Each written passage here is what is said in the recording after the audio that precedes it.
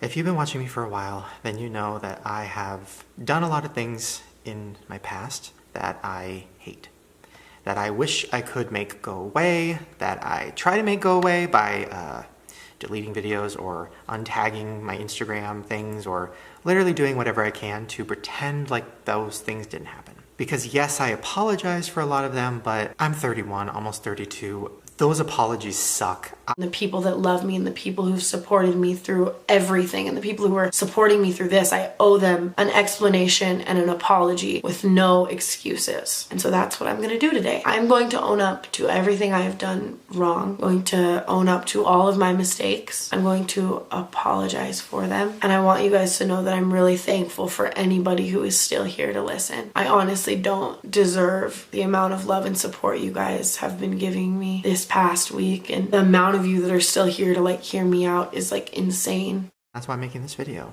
I saw Jenna Marbles' video and it really inspired me and felt like a sign from the universe that I want to do this. So this video is coming from a place of just wanting to own up to my shit, wanting to own up to everything I've done on the internet that has hurt people, that has added to a problem, that has not been handled well.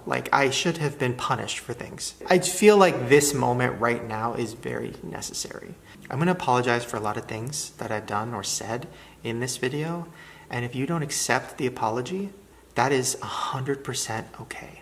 And I think that's something that as I'm getting older now, I'm realizing it's you can apologize, but you can't expect the other person to just forgive you. Videos of me as a freshman in high school calling my best friend Amari, who is black, the N-word, and he's filming me. And while I've apologized for those before, I look back to my apologies in the past and I'm so fucking ashamed of them. They are so half-ass and bad, and they're literally just straight lies. I know that there's this one video of me where I literally come on Snapchat and say, hey, I know that there's videos of me saying the N-word. Well, Mac Miller says it and I thought it meant homie or friend. I'm sorry. We all grow. We all learn. I made a mistake. Bye.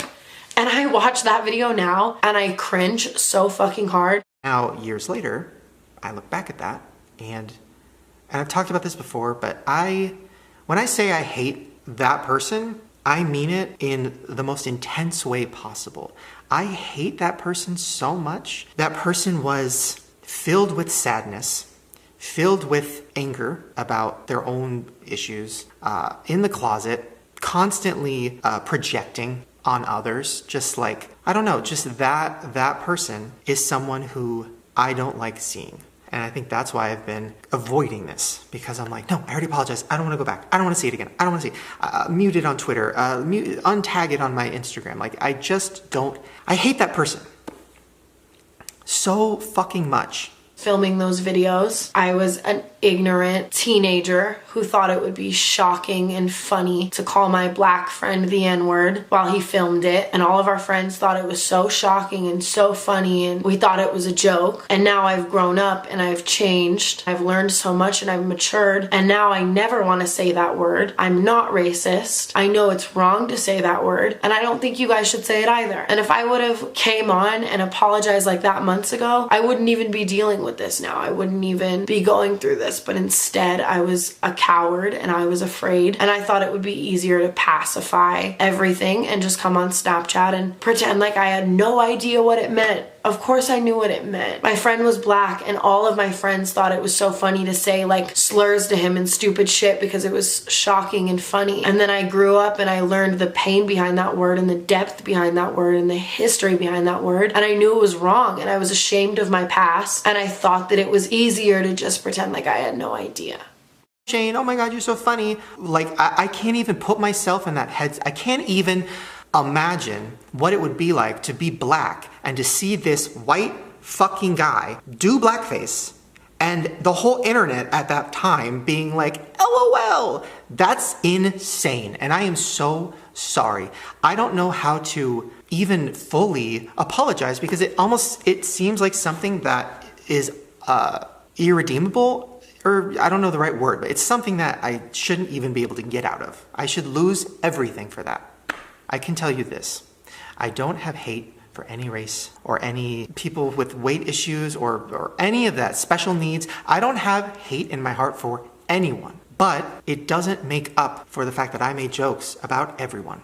And some of the jokes were way too far. And funny, I said, I was 14, Mac Miller says it, please forgive me. Like, what a fucking idiot. And I'm sorry for being so fucking stupid. I was just scared, and I thought that that was the right thing to do. And it sucks that I'm in this industry where people and this isn't an excuse, by the way, it's still wrong, but where people all around you are constantly telling you, like, don't address it, or just sweep it under the rug, make it seem like it's not a big deal. And I took that advice and it bit me in the ass, but I'm not using that as an excuse. I know right from wrong. I should have said no. I need to say I said it, I knew what it meant, and I was an idiot. I'm sorry for being a fucking coward, and I'm sorry for giving you guys such a stupid apology and explanation, because you mean so much more to me than that. You guys are worth so much more than that, and you guys are my family, and I've always prided myself on being really real with you guys, and in that moment, apologizing like that was the least real thing I could have done. And I think that that's why I regret it the most, because I promised you guys I would always be real with you, and and that's wrong. So I'm so sorry. I'm sorry that I added to the normalization of blackface, or the normalization of saying the N-word. That's another thing. I mean, and my justification at the time for that was, oh, it was, you know, I was playing a character and it was in comedy and my black friend was there and, you know, that makes it okay. No, it's not okay. And it's not a funny word, especially for a white person to say.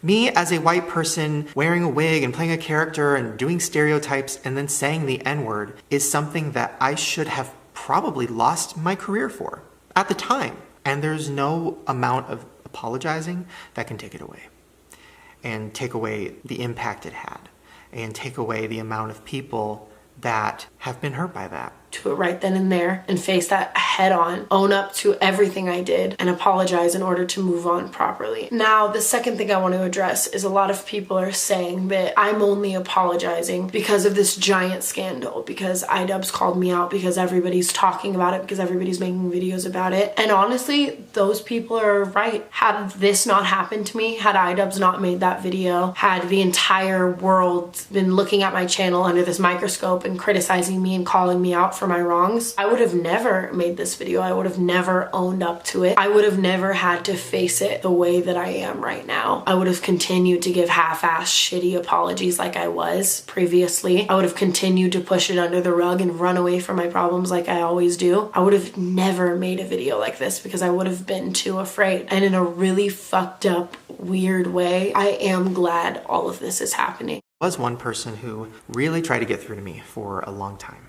and her name is Jessica Lee. And probably 7 years ago, she's a YouTuber, and she tweeted me, and we got into fights back and forth, and my audience at the time was saying racist things to her, and it was so toxic, and I'm so sorry, and it's so gross, and there's no amount of apologizing for it. And I think I was taking everything as an attack, which is so stupid. Like, looking back, that is stupid. I was taking it as an attack. Like, I'm not racist, leave me alone, I'm not racist. And, you know, it's like, okay, but look what you're making, Shane. Like that, I don't know how I didn't see that. That is scary. Such an impulsive person. Whenever I think something, I run to Twitter to tweet it. Whenever something makes me mad, the first thing I do is like grab my phone and Snapchat about it, or tweet about it, or live stream about it. Like that live stream of me saying, I hope he breaks both of his legs. Do I actually hope he breaks both of his legs? Do I actually hope he kills himself? No, but I'm impulsive and stupid, and I run to my phone and I run to my live stream when someone makes me mad, and I tweet stupid shit like that. And that was so stupid. Like I heard him saying the N-word, I got annoyed, and I ran to Twitter and I said that. First of all, I had no place to be telling anybody not to say the N-word when I never owned up and apologized fully to me saying the N-word. Like, it had been one thing, like I said, if I had genuinely apologized and actually owned up to the shit I'd done in the past, and then I wanted to call someone out. But like, Tana, how fucking dare you call someone else out for saying something when you haven't even owned up properly to you saying it? And I never would have if it wasn't for this whole situation. So that was so stupid. And telling him to kill himself was so wrong, regardless of if someone makes you mad.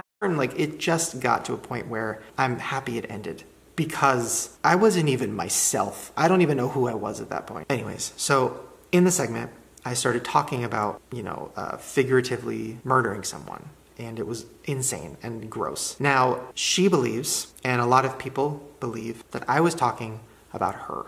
And I can say, if I had a Bible, I would put my hand on it. I can say, without a doubt, hand on a Bible, that was not about Francesca Lee. That was about another woman. Not that it makes it okay, because it doesn't. Talking about anybody like that is crazy, especially a woman. But it was about a white woman. And the ironic part is that woman was just trying to get through to me too. Like, she was just trying to explain to me why what I was making on the internet was hurting people. It was at a time when I was making a movie, and I was constantly on the defensive. I felt attacked all the time, which is stupid. I shouldn't have felt like that. And it got so bad that, I don't know, it almost made me want to make the jokes crazier, to make everything crazier, almost like as a, screw you, I'm just gonna make it crazier. And that's one reason it's hard for me to watch that movie, because I would never make a movie like that now. Ever in my whole life. There were so many offensive jokes in it that were so cheap and shitty and stupid. And before I am a hypocrite and I call someone else out for saying the N-word when I had no right to call anybody else out because I hadn't addressed my past. I think that was so wrong and hypocritical of me to call someone else out when I hadn't called myself out, when I hadn't actually apologized and owned up to the things that I'd done. So I'm sorry for that. It was impulsive and it was stupid and I was wrong as fuck. And now the last thing I want to apologize for is explaining the iDub situation differently than it happened in my N-word video. Honestly, that day when that happened, iDub's coming to my meet and greet. When you're doing a meet and greet, you get into meet and greet mode, I guess you could say. You're used to everybody coming up to you with all love and all positivity and all happiness. And when someone approaches you wearing your merch, you think that they're there to love you and support you. And then they do something that scares the shit out of you. It really sends your brain into insanity. I've had a lot of pain. I've had a lot of bad things happen to me. I've had a lot of issues with my family. And I took that pain and I turned it into jokes.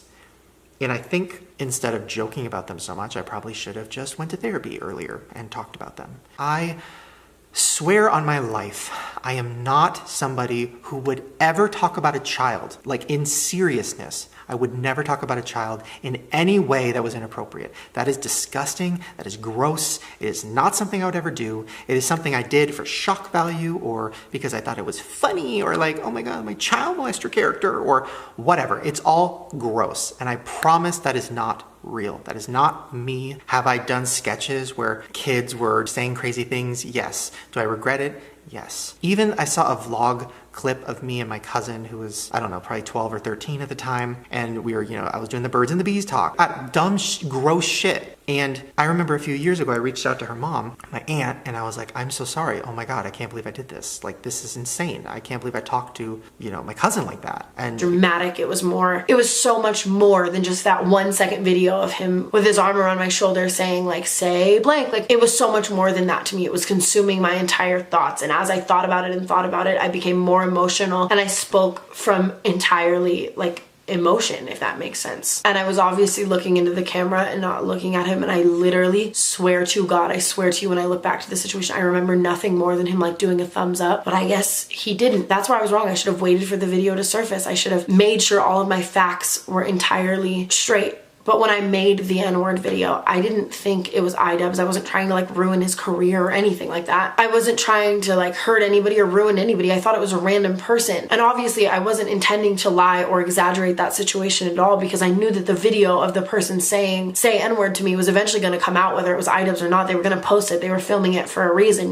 So what would I get out of lying about it just for the video to surface and then me to look like an idiot? I'm not just saying, oh, I'm going to stop doing that, guys. I did stop doing that. I stopped doing that stuff years ago.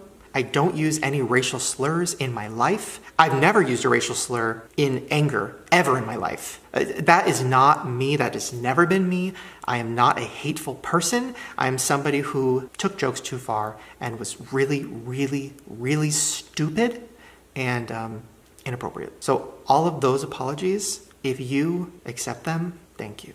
If you don't, I 100% understand because there was a lot.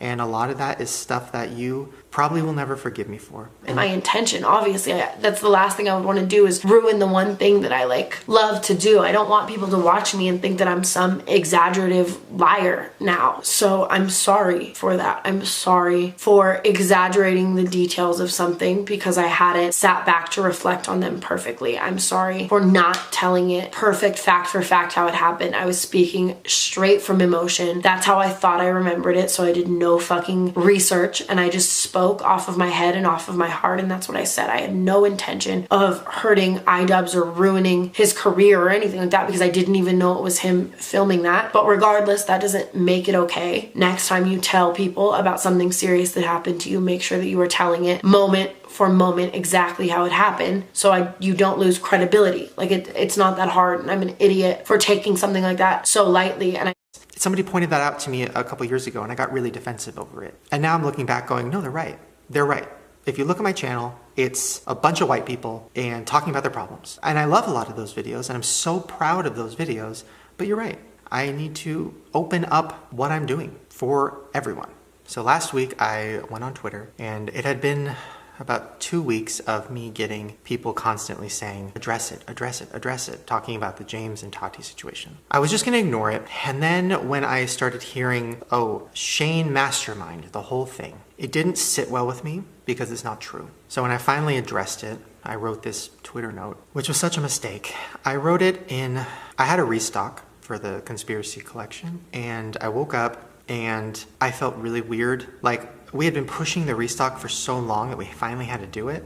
And when I woke up and it was out, I just felt so weird. I felt so guilty. I didn't want to I couldn't enjoy it. I didn't want to enjoy this restock when there's something that I haven't addressed that people are really, really upset at me for. So think about what I'm gonna say more, and I need to make sure it's not gonna affect another person's life. I don't want to rely on being over dramatic to make good content. I don't need that. I genuinely can be funny without being over dramatic, without being exaggerative or any of those things. I don't want to lose my credibility. I don't want people to look at me like I'm a liar. So I need to work on thinking and reflecting to make sure that everything I say is completely factual and genuine. The next time I have a scandal or I get called out for something, or a video of me doing something dumb comes up, I need to face it head on, no matter how scared of it I am. And I need to address it fully and entirely and apologize then and there for that situation, so that it doesn't grow to be something much bigger because of me being an idiot. I need to learn that I can't deal with things by pushing them away, because it creates situations like this.